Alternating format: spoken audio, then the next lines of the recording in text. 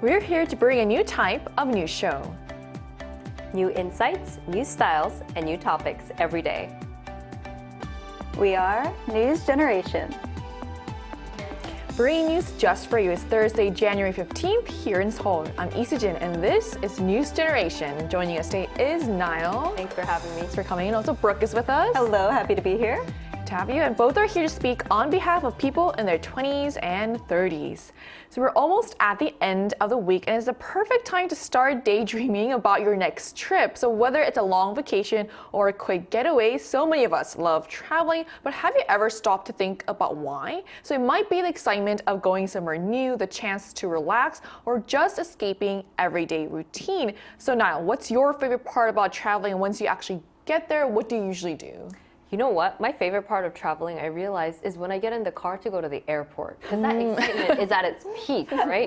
But when I do get there, I do love the different local atmosphere and food. I love having local friends, so I like to visit places where I have friends. I like the more residential areas, but I also enjoy really traditional experiences as well. So that's what I like. Yeah, I think experiencing the culture there really feels like you're actually in different countries. It's always fun. So what about you, Brooke? I will say I am not the best traveler. I tend to get motion sickness, whether it's in a plane, a car, or a boat. And I also struggle with jet lag if it's an international trip. So traveling just doesn't really agree with me. But if I am feeling okay, I tend to prefer the chill, low-key type of schedule. I am not the traveler who plans every single minute of my itinerary with tourist activities.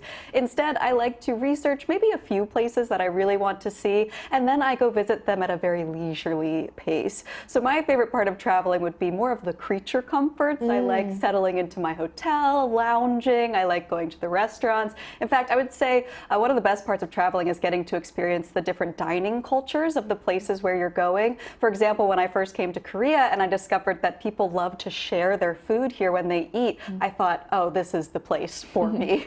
So yeah, those are some of my favorite parts about traveling. I think that's something that a lot of people, kind of travel that a lot of people can relate to, taking it slow and focusing on really what really matters to you. And I agree, for me to also be food. So we're going to talk more about this, but first let's take a look at the screen.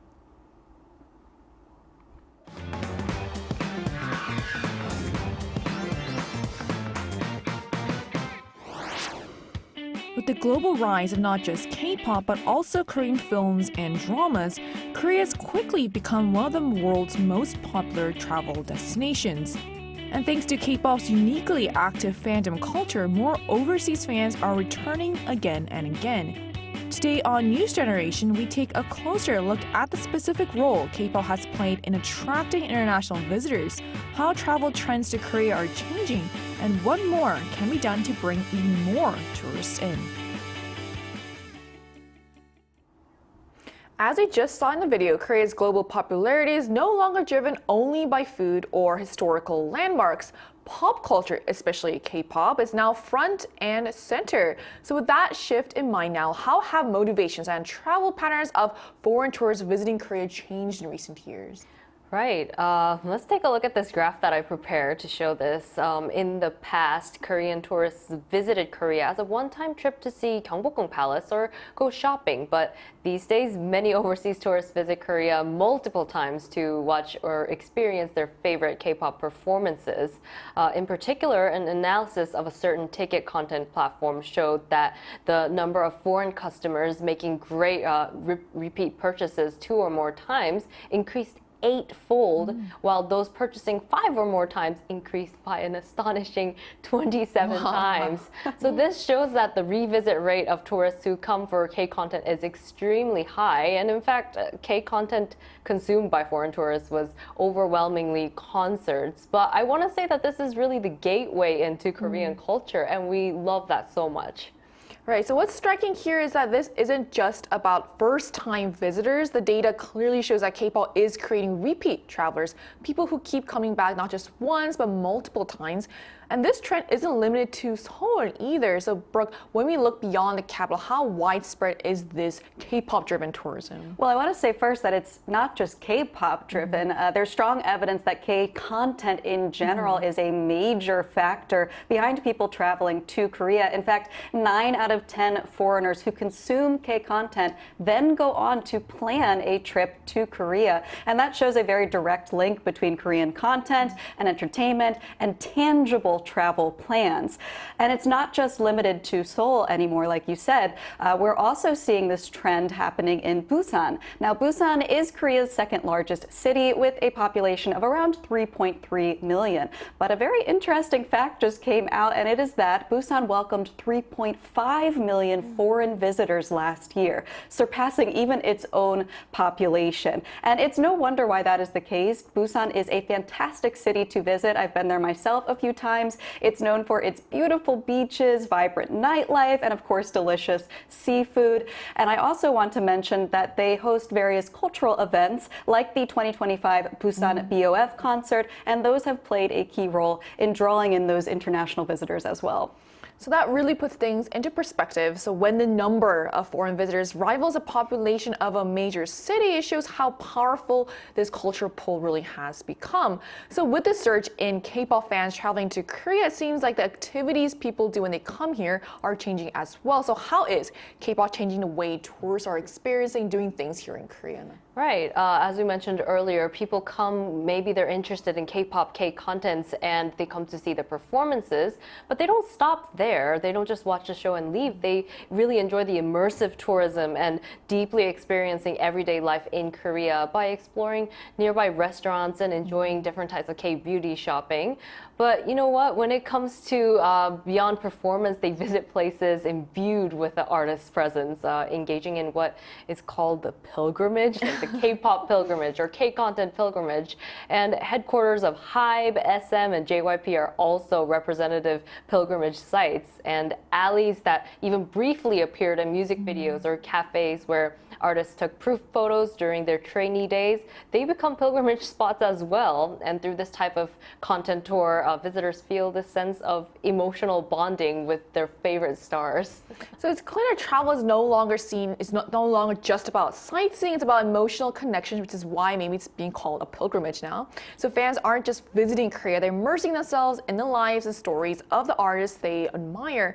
But this kind of immersive experience doesn't just stop at music. So Brooke, are we seeing similar trends happen in other areas of Korean culture? Yes, and I have to say going to a K-pop concert is one of those fun experiences you can have. They're typically longer than the concerts I'm used to. They can last up to 4 hours with an encore performance. You have a light stick, and the energy is just electric. It really is immersive, like you said. But beyond K-pop concerts, we also need to talk about things like K-food and K-beauty. So not only can you go to, alleys and places where artists have visited, you can also go to restaurants where they have dined at before. And that is a really fun experience for fans. You can also experience Korea's famous K-beauty. Korea is known for its skincare and cosmetic treatments, and of course, its makeup. Today, I have my aegyo살 defined, and that is a very Korean beauty technique, right? It emphasizes that sort of cute fat underneath your eyes. And it looks great on you. Thank you. And a lot of foreigners really want to experience this type of look because it's unfamiliar to us and it's really fun to experience. So many young travelers from Japan, especially because it's very close by, they have taken to doing these day trips to Korea, which means they hop on a plane, they come to Korea, they get their cosmetic treatments, then they go shopping for their beauty products, as you're seeing on the screen right now, and then they return home that very same day. And this kind of travel just shows how Korea is not just a place that you visit for sightseeing. It's now become a place where people consistently travel to keep up with these trends and have those immersive experiences. And I think this also reflects how accessible Korea is for these quick, purpose-driven trips, and it's great to see. So K-pop may be the gateway, but it's clearly opening the door to much more, from food and beauty to everyday lifestyle experiences. And with even short same-day trips becoming popular, especially among nearby countries, Korea's tourism landscape is evolving quite fast. So we also wanted to hear directly from our viewers. We ran a poll on the Arirang News YouTube channel asking, if you have traveled to Korea or would like to visit, what is the main reason? So here's what the results showed. So we could see from the results that traditional tourist attractions were still a top draw at 46%. That was followed by K-pop experiences such as concerts and fan site visits at 26%, K-food at 24%, and K-beauty experiences at 4%. So the results suggest that Korea's classic tourist appeal remains strong, but K-pop and K-food are clearly narrowing the gap, especially among younger and repeat visitors. So to better understand this trend, we're going to talk to someone from overseas who has visited Korea. And that conversation will take place right after the break, so don't go anywhere.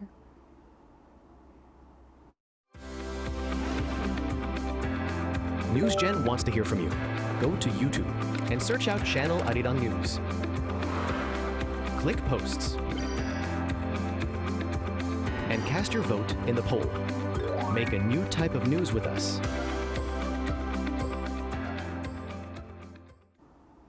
Joining us today is Lena Mason, a fan of Korean content from Denmark, who has traveled to the country to experience the culture firsthand. So hello, Lena. Thank you so much for connecting with us today. Good morning. Thank you for having me. So how did you first come to visit Korea, and how many times have you been here so far?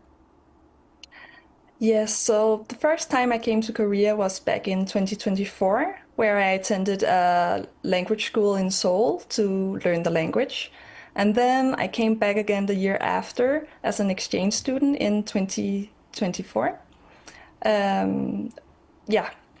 Wow. So when you first came into Korea, you really went full on immersive into Korean language and culture. So during your trips, which places in Korea have you visited, and what kinds of experiences really stood out to you?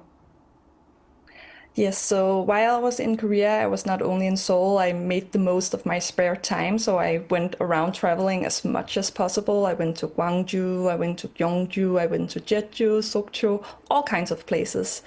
But some of the experiences that stood out the most to me was like the experiences I could have also in the mountains of Korea, for instance.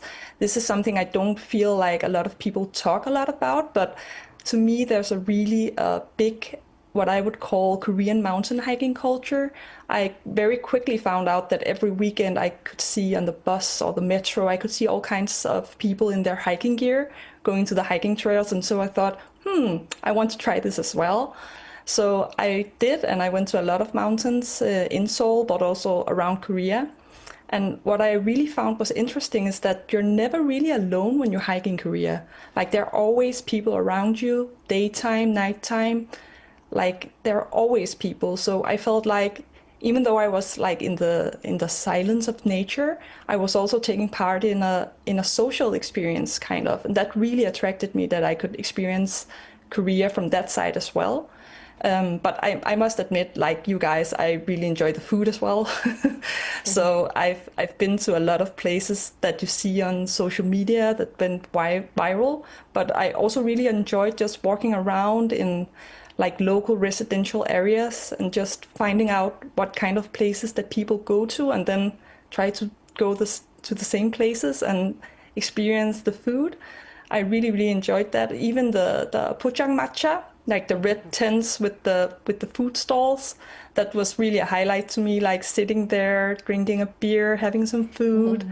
And those places are always packed. Yeah, that was really memorable to me. A very thorough experience. Well, it's really great to hear that you didn't just stay in Seoul, but you explored various different places in Korea. So based on that experience, do you have any travel tips you would give to foreign visitors that are maybe thinking about coming to Korea? I would definitely say to go hike into mountains. Like, I know a lot of people go to Namsan. I've been there too, and it's a beautiful place with the iconic TV tower, and the views are beautiful. But if you go in the fall, if you go in the spring, go to the mountains. Like, it doesn't matter what time of day, which day, just go out in the mountains and experience both the nature, but also like hiking with other locals. You really get in touch with the locals as well. I talked to a lot of Koreans when I went hiking as well, and that was a big part of my experience as well, that even though I was alone, I was together with other people as well, and I really enjoyed that a lot.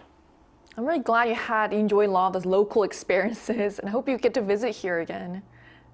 Yes, that's definitely the plan. Thank you so much for joining us today. Thank you. Thank you for having me. Bye. So we just heard from someone from Denmark who has previously visited Korea about how her love for Korean content and culture first brought her to Korea, where she traveled and what she experienced here. Beyond these personal stories, there's also, however, a bigger picture to consider. So it's clear that K-pop not only draws tourists in, but also brings them back, which results in a wide-reaching impact. So what kind of impact is K-pop-driven tourism having on Korea's economy, Niall? Yeah, I think it's brilliant that it's something so small that started small with the soft power really expands into this powerful thing called the economic effect, and the most noticeable one as well. Over the past 5 years, the production-inducing effect from foreign tourists purchasing performance tickets is estimated approximately 970 million US dollars, and that's about 1.4 trillion Korean won, while value-added inducing effect is estimated at 420 million US dollars, about 600 billion Korean won. And from all of this, employment creation has also occurred in the process. So we have a lot to thank when it comes to our culture and content that really expanded far and wide. We really do. So those figures really show that this isn't just a cultural trend, it's a powerful economic driver creating value well beyond just the concert venues themselves. But the impact doesn't just stop at the numbers. So Brooke, beyond the economic benefits, how does this kind of tourism affect Korea's image and, I guess, global standing? Well, I would say one of the biggest benefits is how it's strengthened Korea's overall brand image.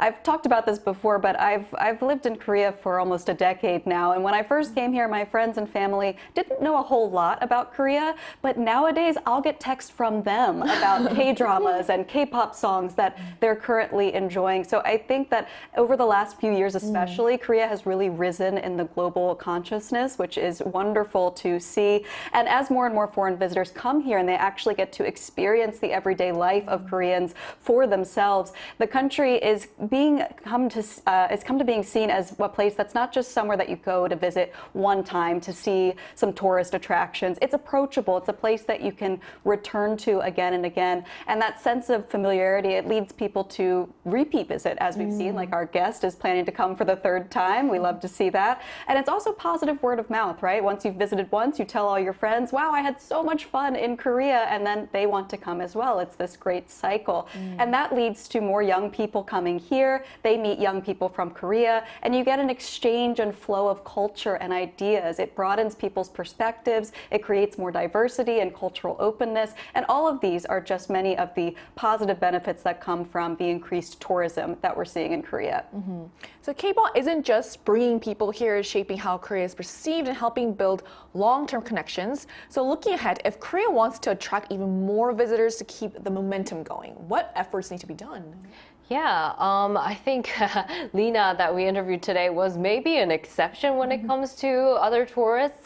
Just visiting all the local spots, including the mountains, is very rare. But unfortunately, most visitors tend to stay only in places like Seoul and Busan, which are great as well. But there are many, many other beautiful regions beyond Seoul. And it would be beneficial to pursue more regionally specialized development, coming to different festivals, promotional events, and videos, and things like that. And I think different travel methods. I also want to point out, if you're traveling in Korea, trains are very fun. There's lots of themed trains where you can lay down. There's like feet soaking ones, and so many, many different options of travel. There's new cruise ship routes in Jeju. So the option is limitless, and Korea is far beyond just Seoul and Busan. So definitely go and explore. And yeah, I recommend the hiking too. And I like you mentioned festivals. I think every region pretty much across the country has local festivals that are actually really fun. So what are your thoughts on this, Brooke? I would agree. Of course, we all know Seoul is a fabulous place to visit, but Korea has many other regions to offer. Myself, I went to graduate school here, and there was a rule for scholarship students that we had to study Korean somewhere random in Korea. They just picked it like a lottery, and I got Daejeon. And I ended up discovering my favorite bakery of all time when I lived there. So I really would recommend trying other regions, and I think the Korean government should move forward with regionally specific promotions to get more people there just beyond coming to the capital. And I also would just say I think Korea just needs to keep doing what it's doing in terms of its culture. There's one particular aspect that really draws people in, and that's called jong, which stands for warmth and affection. There's no real direct translation, but just as an example, the other day I fell on the icy roads, and a Korean woman came up to me, complete stranger, and she helped me up, and she didn't even know if I spoke Korean or not. She just wanted to help me. She gave me tips on how to survive the Korean winter, and I think that is just a beautiful example of jong. Just that kindness that you get from the Korean people will keep you coming back again and again. I'm sorry you fell, but I'm also glad that you had that experience with people helping you out. So what began as a love for music is now reshaping how the world experiences Korea, driving tourism, boosting the economy, and building lasting cultural connections. The fact that visitors are not only coming once, but returning again and again is a testament to the global power of K-culture. So as travel trends continue to evolve, the challenge now is turning this interest into sustainable growth that reaches into local communities and economies across the country. And that brings us to the end of today's episode of News Generation. But News Gen will be back tomorrow at 10:30 a.m. Korea time with more stories and discussions. A big thanks to Niall. No problem. And also Brooke. Always a fun time. And to our viewers, thank you so much for joining us today, and we hope you have the best day. We are News Generation.